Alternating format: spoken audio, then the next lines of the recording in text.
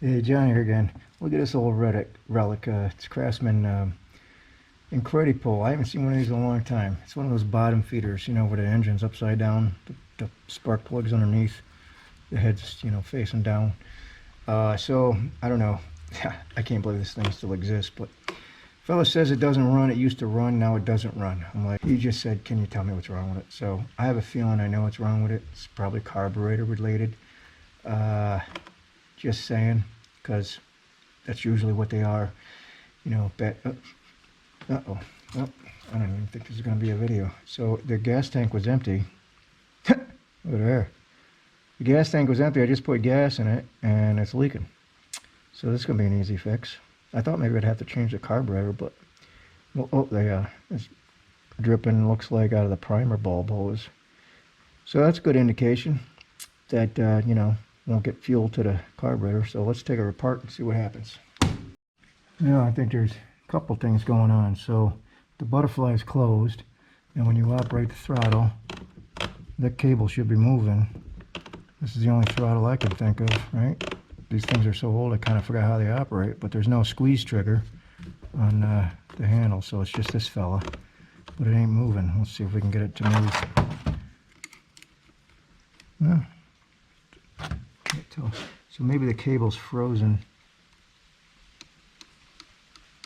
It's hard to tell. It's moving now, so I can get that butterfly open. Oh, did it move?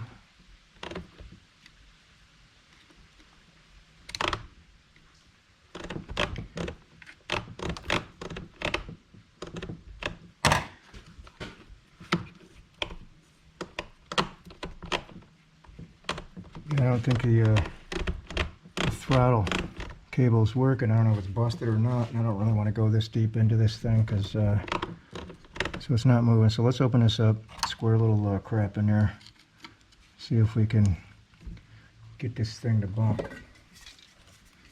Fire in the hole. Should be enough. Let's see if it'll bump. Oh.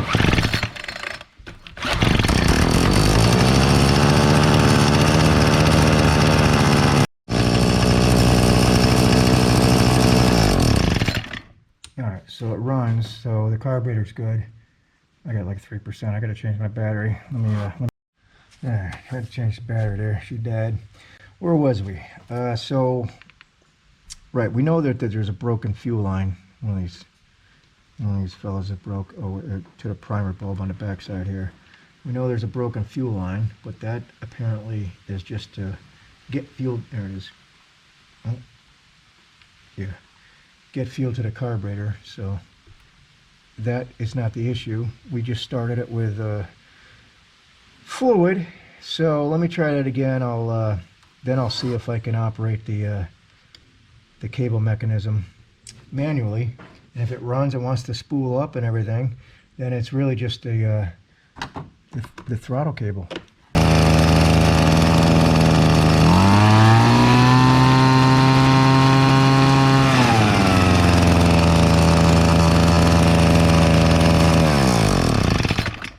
I'm satisfied it runs, but there's fuel dumping everywhere. It's smoking. Probably catch on fire here soon. So it needed to clear up. There's probably old gas in there, but I think it'll run fine. And as soon as this thing gets done catching on fire, I'll take it apart and see how much of a pain in the ass that cable is. I gotta call this guy first. Let me call him, ask him what he wants me to do here, because this thing is totally like worth 15 cents. I don't know how much money he wants to put into it, but let's find out. Well, I can't get a hold of Mr. Murphy, so I'm going to take this apart anyways. Chances are he's not going to go ahead and go through with this, but let me see how... I'm just going to take this cover apart, see what I'm dealing with, because now I'm curious. Yeah, so I got gas going everywhere. I should have saw that. I wouldn't have put so much gas in here. I got to empty it out, but so this looks like it's going to be a real pain in the tush. So I can see all the screws, right? It looks like this whole housing is going to be separated. Look, I'm going to flip her over. I took that snorkel off. It's pretty easy to get off. Just 2 tabs. But look, Rusty Jones. I don't know how old this thing is, but it's not new. So it looks like things could be separated fairly easy if things cooperate. And then we can look in here, which is the ultimate goal. But there's like 75,000 screws here.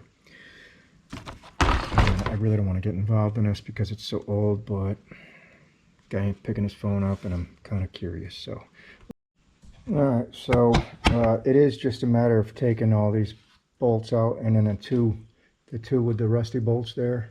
And the other good news is, here's the, well, first of all, here's the broken hose, right? So that's just the primer bulb, so that's going to be easy fix. These weren't as brittle as I thought, so I think they should hold up. I don't really want to mess with them too much, but so let me go ahead and repair that hose. And here's this fella here. Get a light in here. So I think we're going to get lucky with this. If let's set this light up. See this operation with the stay. See how that cable's moving? It's supposed to be in a spot, right? Right underneath it is the spot. So it looks like it'll fit in there again. This square peg needs to fit into this square hole. It doesn't look like anything's broken, and the cable comes through here. I don't know how good this is coming out with this camera, but so let me try to pop that in. I gotta put this camera down, pop that in. And if that does hold, it looks like it could fall out easy, but it might snap in. I don't know. If worst case scenario, maybe I can zip tie it somehow. I really don't want to take it any further apart than it is. This might come up, this mechanism. I really don't want to mess with it too much. Yeah, it does. So the cable looks a little bent, but I think, okay, so I think I know what's going on here. I think I know what's going on here. So this rope, I don't want to release that. It's kind of just sitting there. The rope is right underneath it. You see all this stuff, this roughness here? This rope is just sawing through everything. So apparently it's missing some kind of guide or something, because I can see down here where it looks like bullet holes. I think this rope is just sawing through everything, and it got into this piece somehow, as you can see here. Right there where my, hey, that muffler's still hot. Yeah, look, see? I think that's supposed to be intact right there. Let me get a pointer here. I have a feeling everything is just sawed in half, and it actually got into that cable, bent it a little bit. Let's see if we can put this cable back in its hole. Might have to put this camera down. Hold on a second.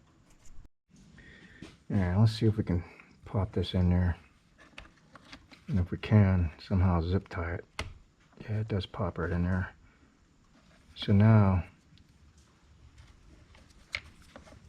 yeah, see the cable's going in and out now. I bet you that carburetor's working. We're going to have to not trust that that's not going to fall out again. Okay, so the proper way to fix this is get this switch, this whole mechanism. It's probably cheap enough, if they even make it anymore. I don't know if they make it anymore, because Craftsman, you know, Sears. But look what I found, this barrel. That's where, first of all, I can't believe with this rope sawing through all this plastic, it's still intact. But I've got an idea on how to hook that up, because once I get this other piece fixed, I'll address that, because the hole's too big now, because it's been sawed so much it's going to slip through again. But so what I'm thinking coming up with this is a hot staple, right? Because this is plastic, that's plastic. You know, there's a metal sheath in here for the cable to go through, so I have to be a little bit careful. But this thing just pops right back out. I'm sure it had some kind of clicking mechanism, but it's gone, because no matter how hard I press, it doesn't matter, it comes right back out. So what I have is a staple, a hot staple. So I'm just going to fuse this right in there, and hopefully that'll do the trick. Yeah. Staple might not be thick enough or wide enough. Dang. Maybe if I do it this way, do two staples. I'm gonna have to try two staples like that, another one like that, because I need to grab this surface and that surface. So once everything's plugged in, let's try it. I'll dry around here. Probably should go get my glasses, but screw it. So I got it on medium. because I don't know how soft or thick this plastic is. So it's heating up. On high, you would see this get hot, red hot, but I think this should be enough.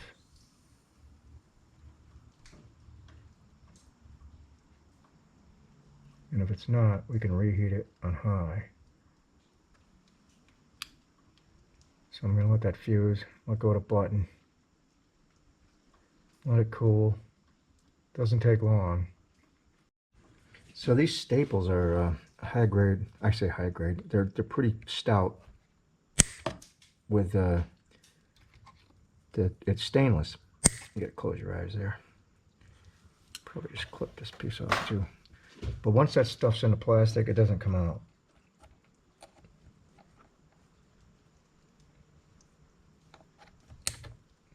So I'll just leave that there. That shouldn't impede anything. So now let's do the other side here. I'm going to favor this piece over here. Yeah. Melt that sucker right in. Maybe this way. See if I can get it there and there. I think that'll do it. Let's go. See, now this thing will heat up red hot and plow right through it. I got it on ludicrous mode. We'll wait till she gets cherry red. There she goes. Cherry, I don't know if you can see that. Cherry red. Now, you gotta be careful here.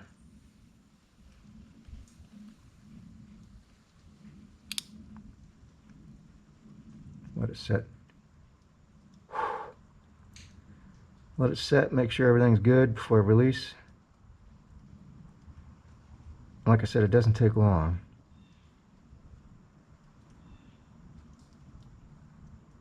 See if we can get it off of there. Yeah, they're stuck in there pretty good. So, they're fused in there. Let's see. Did we pinch the cable? Nope. Everything works. So I'm happy with that. We got good penetration on both sides. Clip these off. That's that. So, that's the first repair. And now we got to address this this hole where the rope is sawn through, and then put this thing back together and give this back to Mr. Murphy and charge him 20 bucks because he's a new customer. Do him a solid, yeah? So this hose repair should be pretty straightforward, but this Tygon crap, sometimes it's problematic. I don't know if I can get this off of here. Oh yeah, no problem. Come right off. So I got a new piece of Tygon. The problem is getting it in the fuel tank. Like, we'll go at an extreme angle, something like that. Because you gotta get, there it goes.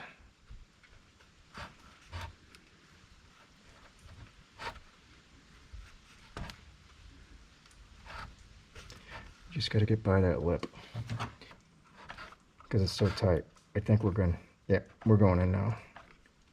All right.